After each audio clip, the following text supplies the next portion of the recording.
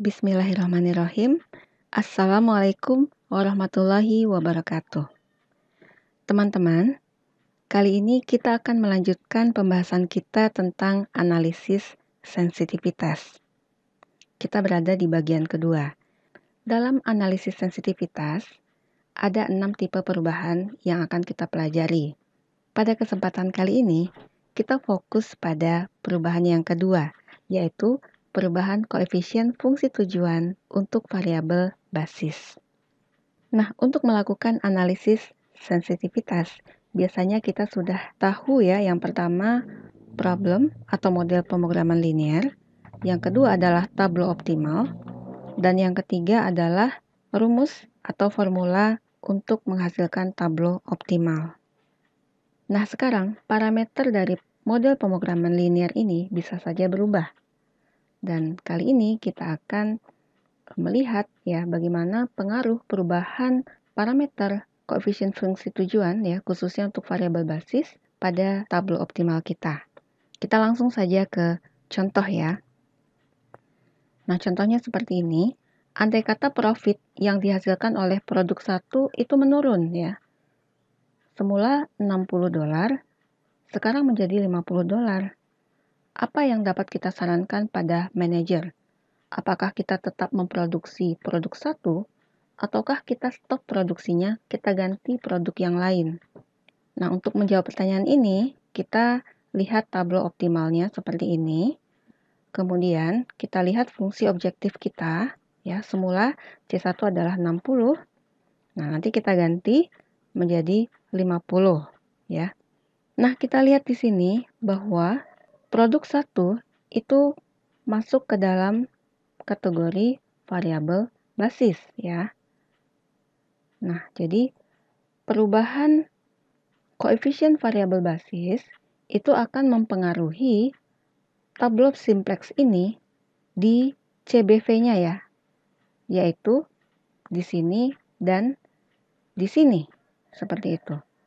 Nah, kita lihat ya, karena ini soalnya memaksimumkan, maka kalau ini kita hitung untuk nilai CBV yang baru ternyata dia tetap non-negatif, maka tableau yang lama itu tetap optimal ya. Jadi solusi yang lama akan tetap optimal jika nilai ini ya positif ya atau 0. Nah, kita ingat kembali CBV ya, masih ingat karena di sini variabel basisnya adalah S1, X3 dan X1, maka tentunya CBV ini adalah koefisien ongkos yang berhubungan dengan variabel basis, yaitu ini yang berhubungan dengan S1 ya, yaitu 0. Ini yang berhubungan dengan X3 yaitu 20 dan ini yang berhubungan dengan X1 ya. Nah, karena di sini yang mengalami perubahan itu adalah koefisien ongkos untuk X1 atau C1, maka di sini kita menulisnya 60 plus delta. Ya, kita bisa saja langsung menulis ini 50 kita letakkan di sini, akan tetapi kita ingin mendapatkan rentang delta ya agar solusi yang lama itu tetap optimal. Nah, kemudian kita punya B inverse AJ ya. Ini dapatnya dari sini. Nah, sekarang kita hitung CBV B inverse AJ dikurang CJ ya. Kita substitusikanlah CBV adalah yang ini ya, ini. Kemudian B inverse AJ itu adalah yang ini ya, kita tulis di sini. Dikurang CJ. Nah, masih ingat ya, CJ ini adalah koefisien ongkos untuk variabel non-basis. Di sini hati-hati, urutannya tidak boleh terbalik-balik ya. Kita lihat urutan variabel non-basis adalah X2, S2, dan S3. Jadi di sini 30 ya, itu adalah koefisien ongkos untuk X2 ya, ini. Kemudian 0 itu adalah koefisien ongkos untuk S2 dan ini adalah koefisien ongkos untuk S3. Oke? Nah, kita hitung ya dengan kaidah perkalian matriks ya. Ini kalikan ini dan seterusnya ya. Maka kita akan dapatkan hasilnya masih dalam parameter delta seperti ini. Oke. Kemudian kita sederhanakan, hasilnya adalah seperti ini. Nah, kalau ini semua non-negatif ya, maka solusi yang lama akan tetap optimum. Nah, sekarang kita lihat ya, kapan dia non-negatif ya. Yang pertama, ini besar dari sama dengan 0 dipenuhi pada saat delta besar dari sama dengan min 4.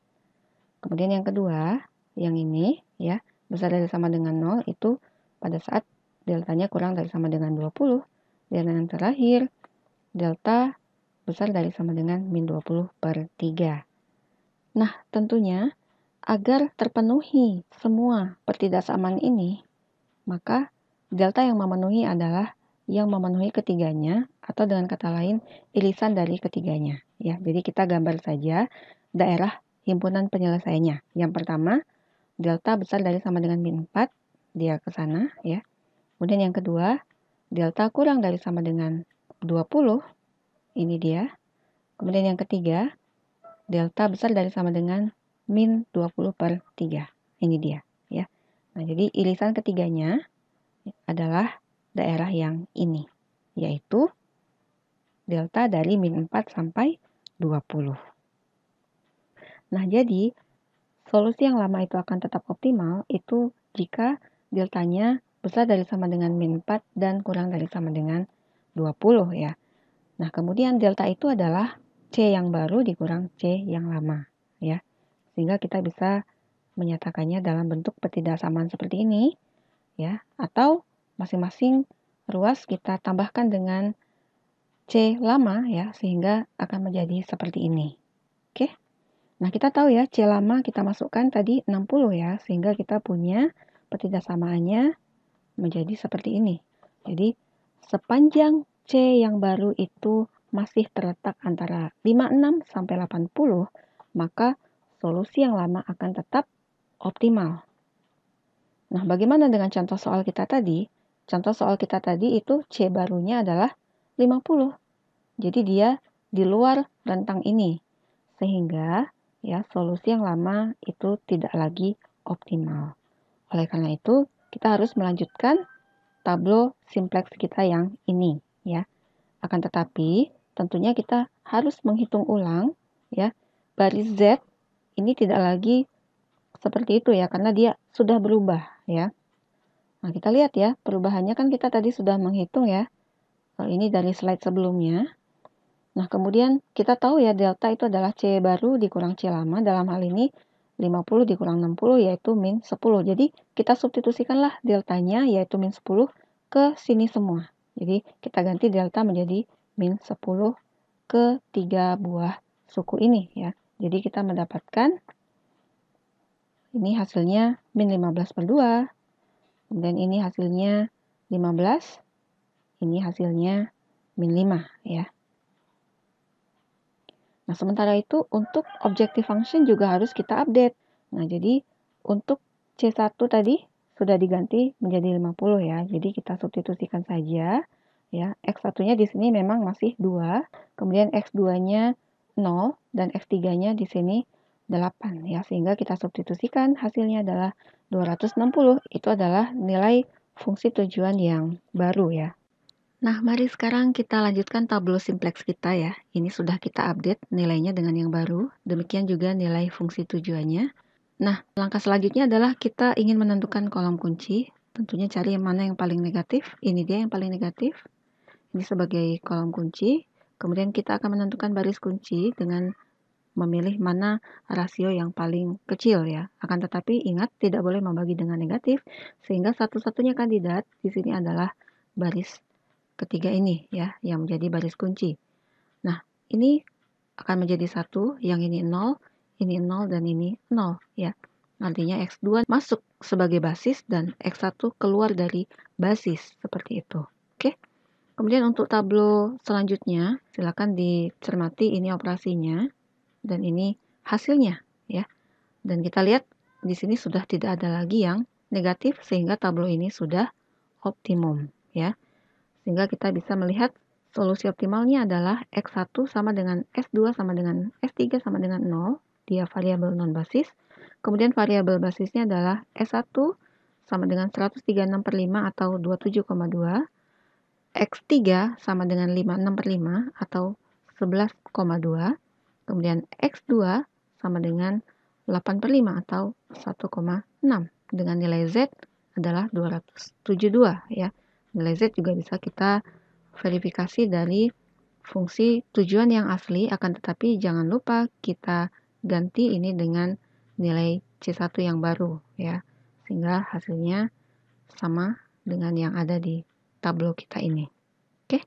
Nah, jadi sekarang karena profit dari X1 itu menurun ya, di sini kita tidak lagi memproduksi X1. Sebagai gantinya kita produksi X2. Oke? Nah, itu adalah kasus di mana C1 itu di luar rentang optimalitas. Nah, sekarang kita lihat ya, pada saat C yang baru itu masih dalam rentang ya.